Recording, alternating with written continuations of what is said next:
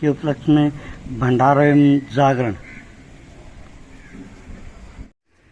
श्री मस्तनाथ जी महाराज village झमोला।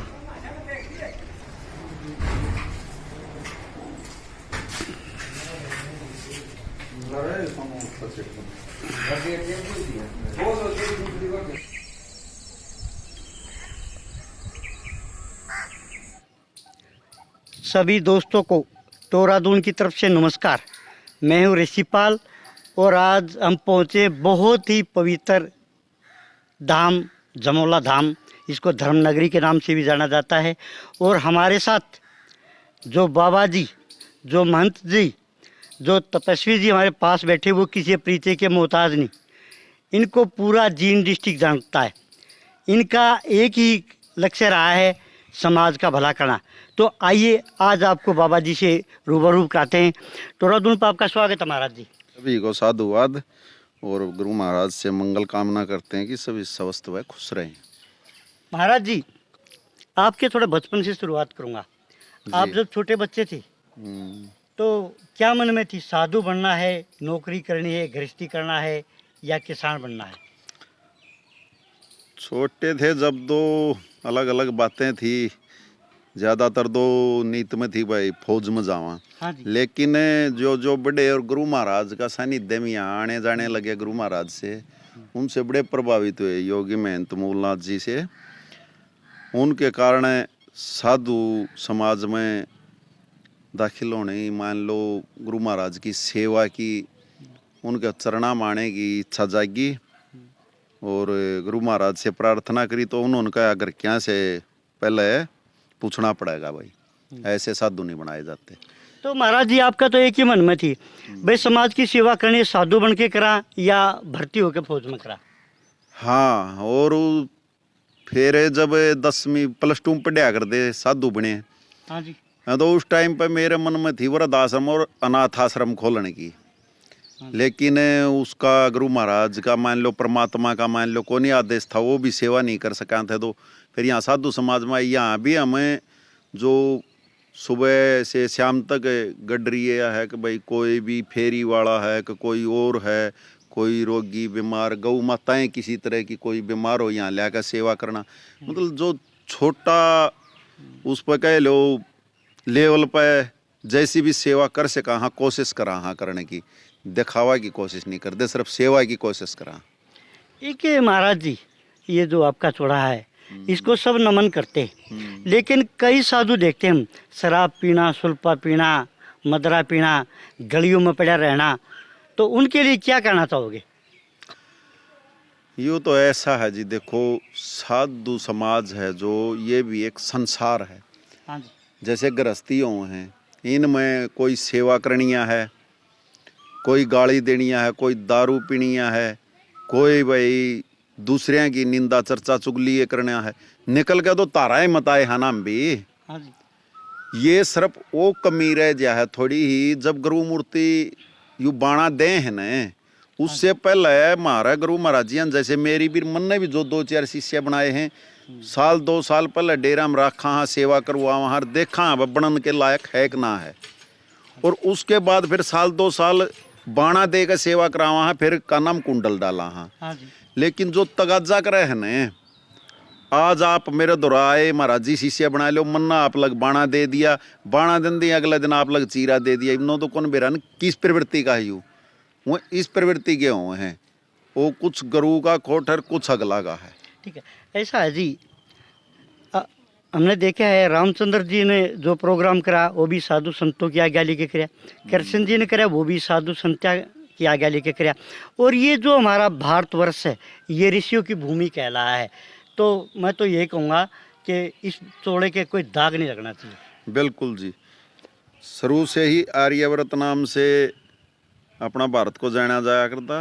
और चाहे कोई कितना ही बड़ा परमात्मा का अवतार हो या कुछ भी हो, ऋषि मुनियों की, साधु संतों की सदा से ही इस देश में मान्यता रही है और होनी भी चाहिए। अच्छा जी, हम बात करेंगे इस पवित्र स्थान की।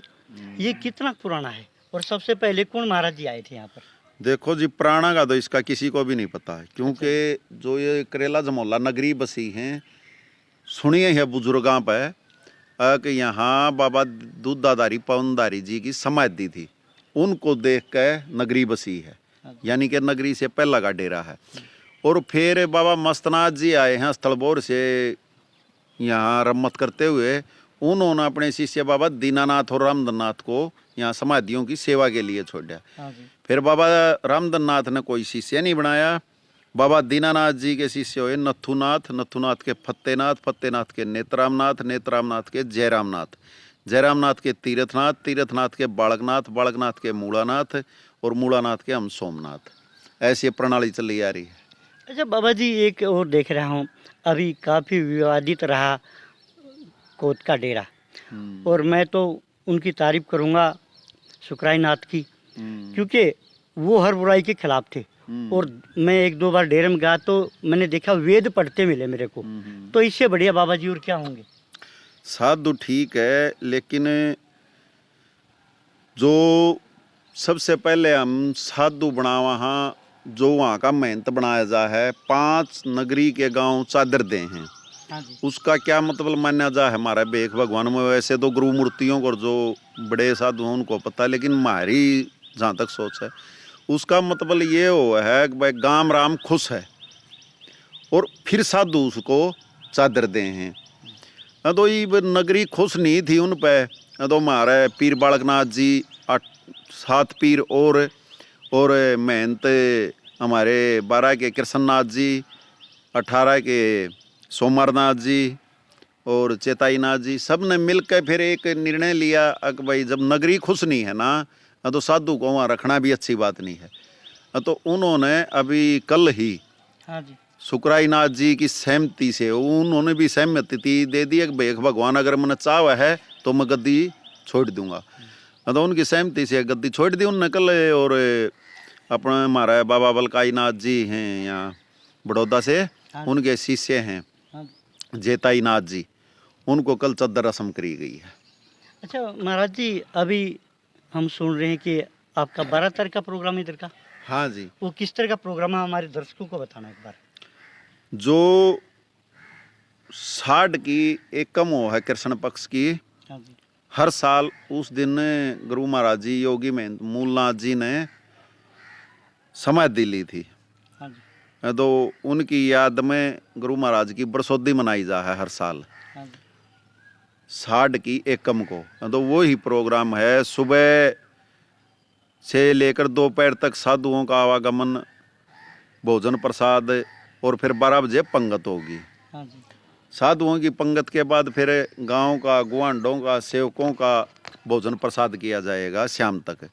शाम ने फिर जागरण का प्रोग्राम कर रखा है, मास्टर रोहतास लाठर हैं जुलाना से गायक, वो बुला रखा है।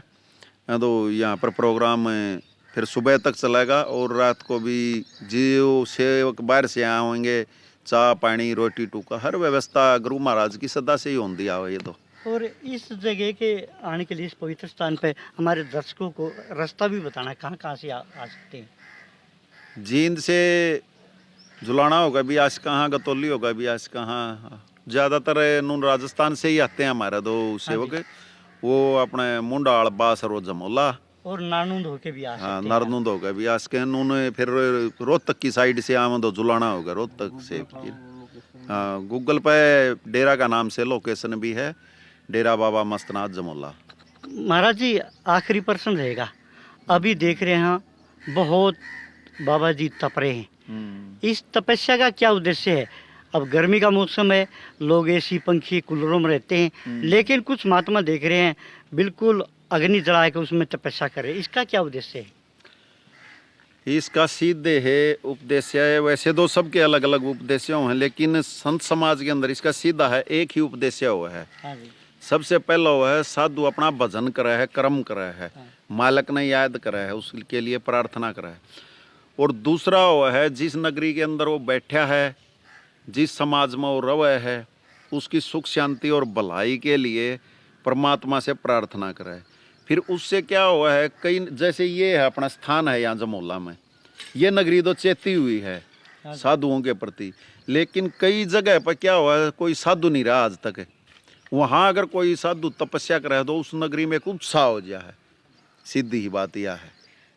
महाराज जी, अभी जो नौजवान है नशे की तरफ ज़्यादा भटक रहा है, उन नौजवानों को क्या संदेश दोगे? देखो जी, नशा तो बिल्कुल प्योर एक गलत चीज़ है। नशा करना है भक्ति का करो, नशा करना है सेवा का करो, नशा करना है परमात्मा का नाम का करो, नशा करना है अपना जो बड़े बूढ़े हैं बुजुर्ग हैं उनकी सेवा का, गौ माता की सेवा का, साधु संतां की सेवा का, अच्छी चीज़ों का नशा करो। और ये थे हमारे साथ महाराज जी सोमनाथ जी। और बने रहिए टोरादून के साथ। मैं हूँ जमोला नगरी से ऋषिपाल। जय हिंद, जय भारत। आदेश जी। आदेश, ये आदेश।